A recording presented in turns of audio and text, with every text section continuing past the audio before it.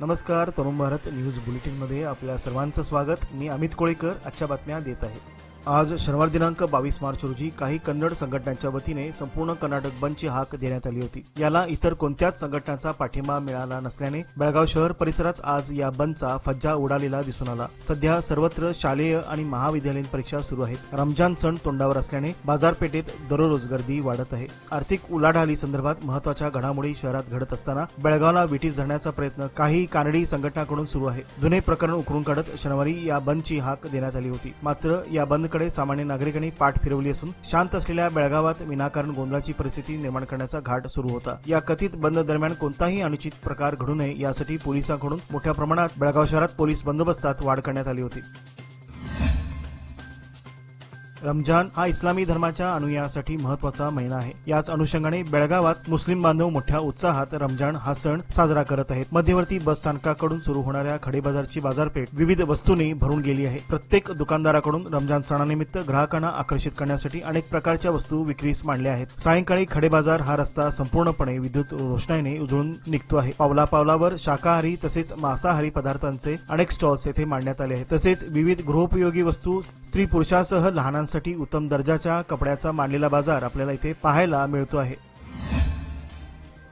सार्वजनिक बांधकाम मंत्री आणि बेळगाव जिल्हा पालकमंत्री सतीश जारकिहोळी यांच्यासह 3 जणांना मैसूरच्या कर्नाटक राज्य मुक्त विद्यापीठाची मानद डॉक्टरेट पदवी जाहीर झाली आहे। विद्यापीठाच्या 20व्या पदवीदान समारंभात मानद डॉक्टरेट प्रदान करण्यात येणार आहे। आयडियल एज्युकेशन सोसायटीचे चेअरमन सीएम इरफानुल्ला शरीफ आणि कलबुर्गीतील शरण बसवेश्वर विद्यावर्धक संघाचे चेअरमन डॉक्टर दाक्षायणी यांना देखील कर्नाटक राज्य मुक्त विद्यापीठाची मानद डॉक्टरेट जाहीर झाली आहे। मंत्री सतीश जारकिहोळी यांच्यासह 3 विद्यापीठाच्या 20व्या वर्धापन दिनानिमित्त पदवीदान समारंभात डॉक्टरेट प्रदान करण्यासाठी राज्यपाल आणि विद्यापीठाचे कुलपती थावरचंद गेहलोत यांनी संमती दर्शविली आहे। राज्यपालांचे सचिव बीबी प्रशांत कुमार यांनी विद्यापीठाच्या कुलगुरूंना यासंबंधी पत्र पाठवून माहिती दिली आहे।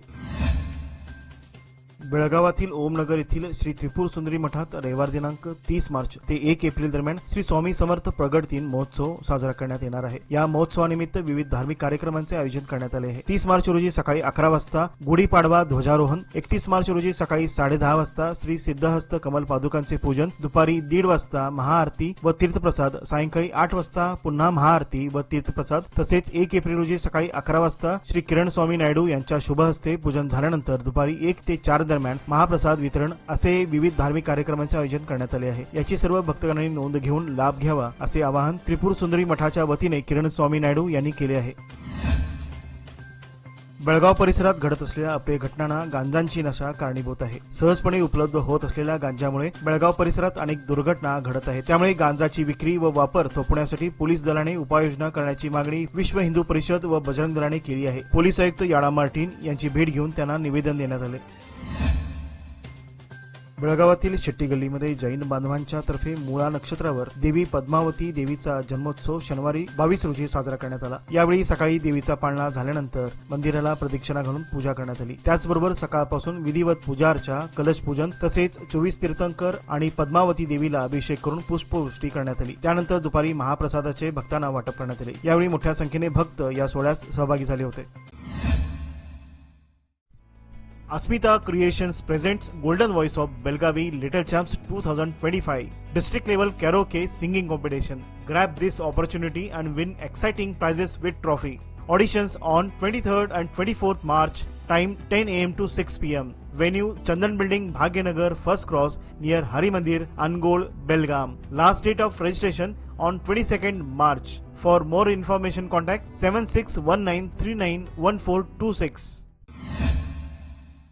आरोग्य व कुटुंब कल्याण मंत्री दिनेश गुंडूराव हे रविवार दिनांक 23 मार्च रोजी बेळगाव जिल्हा दौऱ्यावर येत आहेत। सौंदत्ती येथे होणाऱ्या आरोग्य मेळाव्याच्या उद्घाटन कार्यक्रमात भाग घेणार आहेत। रविवारी सकाळी बेंगळूर येथून आंतरराष्ट्रीय विमानतळावरून सकाळी 9 वाजता हुबळी येथे आगमन होणार आहे। त्यानंतर 10:30 वाजता सौंदत्ती येथील तालुका क्रीडांगणावर होणाऱ्या आरोग्य मेळाव्याच्या उद्घाटन कार्यक्रमात ते सहभाग घेणार आहेत। घरोघरी दररोज तयार होणाऱ्या कचऱ्याची उचल करण्यासाठी महानगरपालिकेची घंटागाडी नियमितपणे बेळगावात कार्य करत आहे। दरम्यान पालिकेच्या आयुक्तांनी सूचना केल्याप्रमाणे ओला व सुका कचरा स्वतंत्ररित्या विघटन करून स्वच्छता कर्मचाऱ्याकडे देण्याची विनंती वजा सूचना नागरिकांना दररोज करण्यात येत आहेत। मात्र रोज रोज ओला आणि सुका कचरा कोण देत बसणार, यापेक्षा गल्लीच्या कोपऱ्यावर किंवा नजीकच्या उघड्या परिसरात टाकण्यास लोकांनी सुरुवात केली आहे। आपलं घर स्वच्छ झालं म्हणजे काम झालं, या संभ्रमात ही मंडळी वावरताना दिसून येत आहेत। सध्या ही परिस्थिती वडगाव येळ्ळूर रोड येथील केली हॉस्पिटल शेजारी आपल्या घरातील कचरा लोकांकडून टाकला जात आहे। त्यामुळे या परिसराला कचरा डेपोचे स्वरूप प्राप्त झाले आहे। प्रसंगी येथील नागरिकांना या परिसरातून ये जा करताना दुर्गंधीचा सामना करावा लागत आहे। त्याचसोबत हा कचरा शेजारील शेतात उडून जात असल्याने येथील शेतकऱ्यांना याचा नाहक त्रास सहन करावा लागत आहे। शेतात काम करत असताना या कचऱ्यामुळे अडथळा निर्माण होत आहे। त्यामुळे महानगरपालिका तसेच प्रशासनाने याकडे त्वरित लक्ष देऊन तात्काळ या कचरा टाकणाऱ्या लोकांवर दंडात्मक कारवाई करावी अशी मागणी होत आहे। चंदगड विधानसभा मतदारसंघातील रस्ते व पुलांच्या कामाचा आढावा महाराष्ट्र राज्याचे सार्वजनिक बांधकाम मंत्री शिवराजेंद्र भोसले यांच्या अध्यक्षतेखाली आढावा बैठक घेण्यात आली। यावेळी चंदगड विधानसभा मतदारसंघाचे आमदार शिवाजी पाटील हे उपस्थित होते। यावेळी मंत्री शिवेंद्रराजे यांच्याशी चर्चा करून चंदगड मतदारसंघातील रस्ते व पुलांच्या कामांना गती मिळावी अशी विनंती करण्यात आली। यावेळी कोल्हापूर सार्वजनिक बांधकाम खात्याचे प्रमुख अधिकारी उपस्थित होते। जसं जसं उन्हाळा सुरू होत आहे तसतशी बेळगावकरांच्या पाण्याच्या समस्येमध्ये वाढ होताना दिसून येत आहे। बेळगावात एका ठिकाणी 24 तास पाणी योजनेद्वारे काम सुरू आहे तर दुसऱ्या ठिकाणी कमी दाबाने पाणी पुरवठा केला जात आहे। अशी परिस्थिती वडगाव येथील आनंदनगर भागात उद्भवली असून या परिसरातील अनेक विहिरी गेल्या 1-2 महिन्यापासून आटून गेल्या आहेत। त्यात 10-12 दिवसांनी कमी दाबाने पाणी पुरवठा करण्यात येत असल्याने येथील नागरिकांची पाणी भरण्यासाठी धावाधाव सुरू आहे। पाणी भरण्यासाठी नागरिक वैतागून गेले आहेत। या परिसरात लोकवस्ती वाढल्यामुळे याआधी घालण्यात आलेली 2.5 इंचाची पाण्याची पाईप पाणी पुरवठ्यात व्यत्यय निर्माण करत आहे। त्यामुळे येथील जुनी पाण्याची पाईपलाईन बदलून 4 इंचाची नवीन पाईप बसवण्याची विनंती आनंदनगर परिसरातील नागरिकांच्या वतीने करण्यात आली आहे। तरी प्रशासनाने या समस्येकडे जातीने लक्ष पुरवून लवकरात लवकर ही समस्या सोडवावी, अन्यथा येणाऱ्या काळात आनंदनगर भागातील नागरिक महानगरपालिकेवर घागर मोर्चा काढण्याच्या तयारीत आहेत असे कळविण्यात आले आहे। लोकमान्यच्या मुदत ठेव योजना म्हणजेच सुयोग्य कालावधीत सर्वोत्तम व्याजदर। आता तुमच्या गुंतवणुकीवर मिळवा 10.60% परतावा। अधिक माहितीसाठी आजच संपर्क करा 1800212405. लोकमान्य, प्रत्येक पावलावर तुमच्या सोबत। योजना फक्त सभासदांकरिता, नियम व अटी लागू। बेळगावसह संपूर्ण महाराष्ट्रात बलिदान मास गांभीर्याने पाळण्यात येतो। या अनुषंगाने धारकरी याचे आचरण अत्यंत शिस्तबद्धरित्या करत असतात। यानिमित्त शिवप्रतिष्ठान हिंदुस्थान बेळगावतर्फे आज शनिवारी धर्मवीर ज्वाला आणण्यासाठी बेळगावहून धारकरी सांगलीला रवाना झाले असून उद्या रविवार दिनांक 23 रोजी सकाळी 7 वाजता धर्मवीर ज्वाला बेळगावात आणण्यात येणार आहे।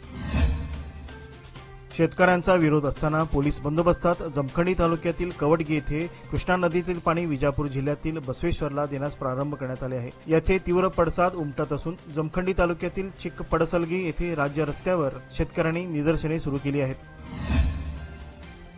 आंदोलकांकडून कर्नाटक महाराष्ट्र बस लक्ष केले जात असल्यामुळे वारंवार आंतरराज्य बस फेरीवर गडलांतर येत आहे। याचा फटका प्रवाशांना बसत आहे। प्रत्येक बस राज्याच्या सीमेपर्यंत सेवा देत असल्यामुळे बस फेऱ्यामध्ये घट झाली आहे। यामुळे प्रवाशांना पुन्हा वडापचा आधार घ्यावा लागत आहे।